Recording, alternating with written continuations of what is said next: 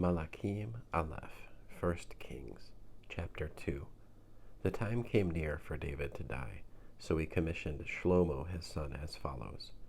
I am going the way of all the earth. Therefore be strong, show yourself a man. Observe the charge of Adonai your God to go in his ways and keep his regulations, mitzvot, rulings, and instructions in accordance with what is written in the Torah of Moshe, so that you will succeed in all you do and wherever you go. If you do, Adonai will fulfill what he promised me when he said, if your children pay attention to how they live, conducting themselves before me honestly with all their heart and being, you will never lack a man on the throne of Israel. Moreover, you are aware of what Yoav, the son of Zeruiah, did to me, that is, what he did to the two commanders of the armies of Israel, Avner the son of Ner, and Amasa the son of Yitr. He killed them, shedding the blood of war in peacetime, putting the blood of war on the belt around his waist and the shoes on his feet. Therefore, act according to your wisdom.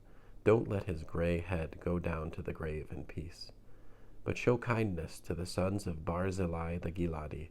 Include them with those who eat at your table, because they came and stood with me when I was fleeing from Avshalom your brother. Finally, you have with you Shimi the son of Gera, the Binyamini, from Bakurim. He laid a terrible curse on me when I was on my way to Machanaim, but he came down to me at the Yarden.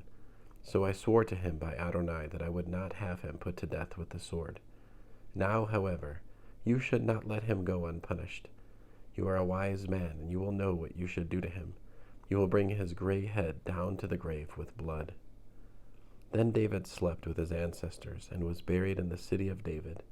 David had ruled Israel for 40 years, 7 years in Hebron and 33 years in Jerusalem. Shlomo sat on the throne of David his father, and his rule had become firmly established. When Adonijah the son of Haggit came to Bathsheba, the mother of Shlomo, she asked, Have you come as a friend? He answered, Yes, as a friend. Then he continued, I have something to say to you. She said, Go on. He said, You know that the kingdom should have been mine, that all Israel was looking to me to be their ruler. No matter. The kingdom has turned around and become my brother's, because Adonai gave it to him. But now I ask one favor of you. Don't deny me. Go on, she said. He said, Please speak to Shlomo the king, for he won't say no to you, and ask him to give me Abishag the Shunammite as my wife. Bathsheba said, All right, I will speak to the king on your behalf.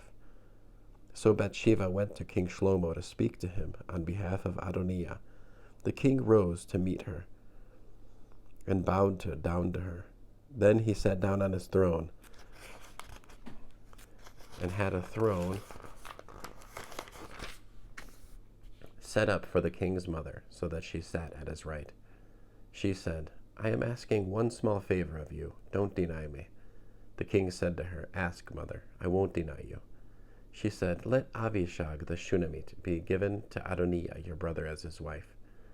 King Shlomo answered his mother, Why are you asking Abishag the Shunammite for Adonijah? Ask the kingdom for him too. After all, he is my older brother. Yes, for him and for Eviatar the Kohen and for Yoav the son of Zeruiah. Then King Shlomo swore by Adonai, May God do terrible things to me and worse if Adonijah hasn't condemned himself to death with this request. Now, therefore, as Adonai lives, who has established me, put me on the throne of David my father and set up a dynasty for me, as he promised. Adonijah will certainly be put to death today. King Shlomo commissioned Benaiah, the son of Jehoiada, and he struck him down so that he died. To Eviatar the Kohen the king said, You, get yourself to Anatot, to your own fields. You deserve to die, but I won't put you to death just now, since you did carry the ark of Adonai Elohim before David my father, and you suffered together with my father in everything he suffered. So Shlomo forced Eviatar out of his task as Kohen to Adonai, so that what Adonai had said in Shiloh about the family of Eli might be fulfilled. When the news came to Yoav, he fled to the tent of Adonai and took hold of the horns of the altar. For Yoav had given his support to Adonijah, even though he had not supported Avshalom. King Shlomo was told, "Yoav has fled to the tent of Adonai. He's there by the altar." Shlomo sent Benaiah the son of Jehoiada with the order, "Go, strike him down."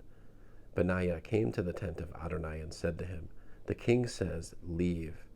He answered, "No, I'd rather die here." Benaiah brought the message back to the king. "This is what Yoav said to me."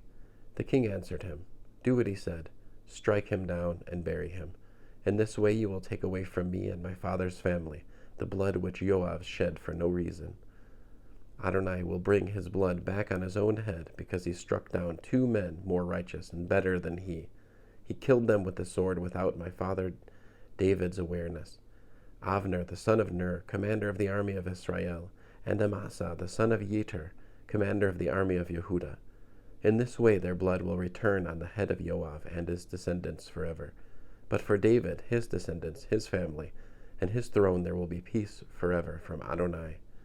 So Benaiah the son of Jehoiada went up, struck him down and killed him. He was buried in his own house in the desert. The king put Benaiah the son of Jehoiada in charge of the army instead of him. And the king replaced Abiathar with Zadok the Kohen. The king summoned Shimei and said to him, "Build yourself a house in Jerusalem and live there. Don't go outside the city walls. Know for a fact that on the day you go out and cross Vadi Kidron, you will certainly die. Your blood will be on your own head." Shimei answered the king, "What you have said is good. As my lord the king has said, so will your servant do." So Shimei lived in Jerusalem for a long time. But after 3 years, 2 of Shimei's slaves ran away and went to Achish, son of Maacah, king of Gat. They told Shimei, "Your slaves are in Gat." So Shimei set out, saddled his donkey, and went to Achish in Gat to look for his slaves. Then Shimei returned, bringing his slaves from Gat. Shlomo was told that Shimei had gone from Jerusalem to Gat and back. The king summoned Shimei and said to him, "Didn't I have you swear by Adonai and forewarn you by telling you?